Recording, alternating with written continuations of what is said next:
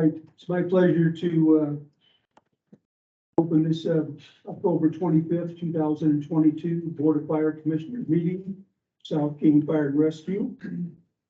All commissioners are present except Commissioner Fuller is virtual. I am going to make one change in the agenda and move number 7, King County Fire Commissioners Association presentation up to do that after the approval of the minutes. Mr. Thompson, would you lead us in the pledge, please? I pledge allegiance to the flag of the United States of America and to the republic for which it stands, one nation, under God, indivisible, with liberty and justice for all.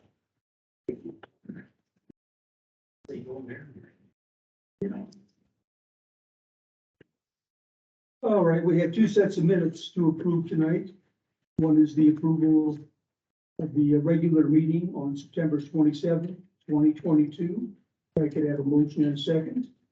Mr. Chairman, I'll move we approve September 27th regular meeting minutes. Second. And motion's been made and seconded to. Chairman, I think our secretary. We went to that meeting. 27th? No, Oh, I'm sorry, I wasn't. he can't make the motion. He wasn't at the meeting. Then I'll make the motion, Mr. Chairman. For approval of the September 27th. Okay, motion's been made and seconded to approve the minutes of September 27th. Any additions, corrections?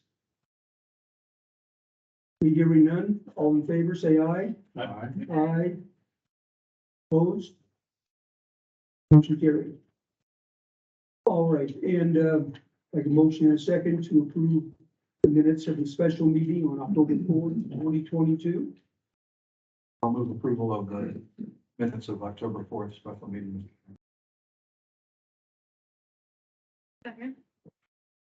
All right, motion's been made and seconded to approve the minutes of October 4th. Any additions or corrections? Hearing none, all in favor, say aye. Aye. Aye. Opposed? Motion carried unanimously. Thank you. All right. This time I'll turn the meeting over to Commissioner Thompson. King County Fire Commissioners presentation. It's my great pleasure as president of the King County Fire Commissioners Association to recognize former Commissioner John Rickert, who served as the King County EMS Advisory Committee representative for all of King County Fire Commissioners. And for many years, while he was commissioner, he served on that committee and represented the urban districts within King County. John, if I could come on up, I'll got a presentation for you. I'm hanging up in the garage or something. The plaque says Commissioner John Rickert, South King Fire and Rescue, serving as Commissioner Association representative as the Urban Fire District's representative to the King County Emergency Medical Services Advisory Committee and representing the King County Fire Commissioners Association on the King County Medical and EMS Levy Subcommittees to the benefit of King County Fire Districts and RFAs, and most importantly, the EMS delivery to the citizens of King County. It was originally supposed to be January of 2022, but due to supply chain issues, it's presented today. Congratulations. Thanks. Thank you very much. Mary and Sharon. Got another plaque recognizing Commissioner Passos, and says Commissioner James A. Passos, South King Fire and Rescue and King County Fire District 26, Des Moines, serving as the director on the board of directors of the King County Fire Commissioners Association and longtime service as the association representative to the King County Emergency Management Advisory Committee. Your dedication to being involved in active participation in the association and on King County EMAC has made the association much stronger and an organization that is respected due to the interest and integrity of your participation for the betterment of the fire service and safety of the citizens of King County. Thanks, Mary. Yep. There you go. Thank you. You're very welcome. We appreciate it, James. Thanks for showing off.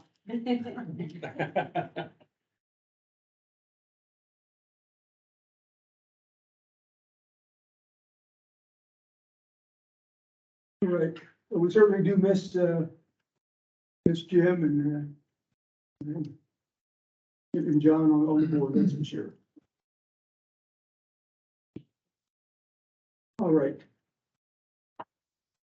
All right, agenda item 4, commissioner comments. Commissioner Berger?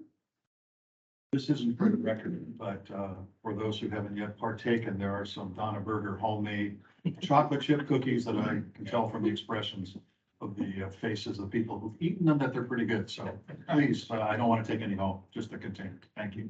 No other comments for the record. Mr. Chair. That's good enough. All right, Commissioner Thompson, I have no comments. all right, Commissioner Bedino? Commissioner Fuller? I've always got some comments. One, the monthly report, dropping down and letting the supervisors provide some information is really very good. It probably relieves a little of the load on managers to have them participate in the reporting. I remember doing monthly reports and somewhat dreaded them at Weyerhaeuser. Lots of transition going on. I appreciate the efforts of all participating in those transitions. Valleycom data was just distributed. Boy, they are busy, and the high call volume is there, and it's represented, and they're a tight ship, great procedures, but boy, they need more capacity because the call volume continues to go up. That's all. Thank you. And I have no comments. All right, are there any public comments?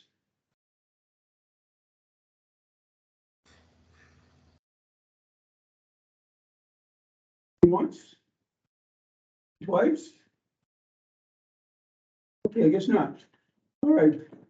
Are there any commissioner committee reports?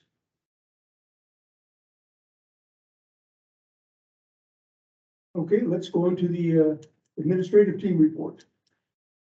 Okay, I believe that you have your packets from all of the staff. So unless there's specific questions of any particular person, are there by chance? Mr. Chairman, I do have a comment. I was very gratified to see, I think it was in Director Lee's report, that we will soon, hopefully very soon, be embarking on a long-awaited strategic planning process, which I understand is driven by some common threads that ran through the recent employee attitude survey. And very glad to see that. I think Commissioner Fuller and I, Mr. Chairman, will be working pretty closely with the staff on structuring that, and the full board and others will be involved in launching that. So looking forward to it, given the fact that the end of next year, understand the lid lift, as well as our O&M tax levy will need to be dealt with. I think it's excellent time to getting into Is that strategic. the end of next year or 24? 24. 24. Yeah. Still soon enough. The Lexipol procedures manual is rolling out, and what caught my attention was one that just came out on high call volume procedure. It's excellent, shows the DOC activating and prioritizing things. We've seen ourselves in that snow situation before, and well written, as are all of the procedures there, to the point and very clear. Mr. Chair. Okay. Yeah, just a comment that the staff report was excellent. And everybody's input and what have information that was shared was very good. I had a question on the old fireboat. Have we offered it up to any other fire district or fire department for parts or for a new boat for them? Actually, I stopped by Fleet this morning. In addition to the fireboat, there's a pretty good row of vehicles that have been surplus. Yep. And there has, to the best of my knowledge, there has not been an offer made to any other agencies. Would be reluctant to do that. It's a good sport boat. I think it has potential resale value for us. When it is used in an emergent type setting, I'm not sure that, at least in Puget Sound, I would feel good about having that boat in the water with another fire department operating it.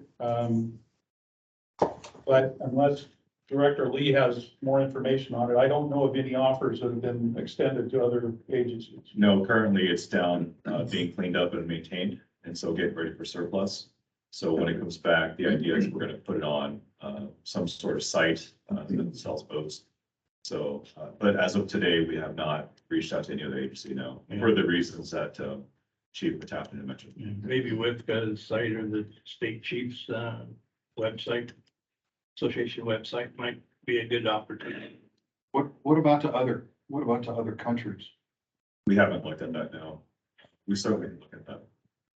I was involved in other fire departments where surplus equipment was sold or even donated to departments in Mexico, for example. Is that something we've looked into? We have done that with fire engines in the past, specifically at Cabo. I'm not opposed to it. It's just something we haven't done up to this point. So we could explore that. They get a lot of water down there too. Yeah. Any other comments or questions? Okay, I have a couple of items. First, this past weekend, I was asked to come down and give the opening statements for the, I believe, third annual Women in the Fire Service Conference that we hosted here at Station 68, two-day event. I would say that there was probably somewhere in the neighborhood of 80 people in attendance. And it was a labor of love by an awful lot of people, to include Lieutenant Shannon Holtman from here. She sort of took the lead internally. It was pretty impressive to see. And I think it was well received by those in attendance. And it's nice to be a part of that. So that went off last weekend. We got tons of press, TV. Good coverage. That's good. I also have a letter. This goes kind of hand in hand with the governor's rescinding of all of the COVID mandates at the end of the month. This, if you recall, resolution 572 was passed some time ago for our own internal COVID emergency proclamation. And tonight I'll read into the record based on the powers given to the fire chief under resolution 572. I will say that I, Dave Matafton, Fire Chief of South King Fire and Rescue, pursuant to resolution 572 attached here to, hereby declare that the proclamation of emergency distributed by the former fire chief, Vic Pennington, and dated March 9th, 2022, is hereby rescinded, repealed, and terminated, signed this 25th day of October, 2022 by me. We're in a better place today, and I think hopefully going forward, it'll continue to get better. And that is all I have. Unless the board has questions of me directly, I will move on to the financial report and turn it over to Kelsey. Okay, hello. We have our mid-month utilities totaling $173,153.14. Our accounts payable warrants totaling $1,165,848.01. Our payroll direct deposit totaling $327,629.58. Our EFTPS totaling $298,232.58. Our medical claims processed as of October 18th totaling $127,269.08. So the total approval for tonight is $3,092,132.39, bringing us to 78.94%, which is 4.39% under budget. Thank you. Thank you. At this point, could I have a motion and a second to approve the vouchers? Mr. Chair, I move we approve the vouchers for this month. Second. Okay. Motion's been made and seconded to approve the vouchers. Are there any questions on any of them? Hearing none. All in favor of approval of the vouchers, say aye. Aye. Aye. Opposed? Motion carried unanimously. Thank you. All right. At this point, the board is going to adjourn into executive session for RCW 42.30.110(1)(c). To consider the minimum price at which real estate will be offered for sale or lease when public knowledge regarding such consideration would cause likelihood of decreased price.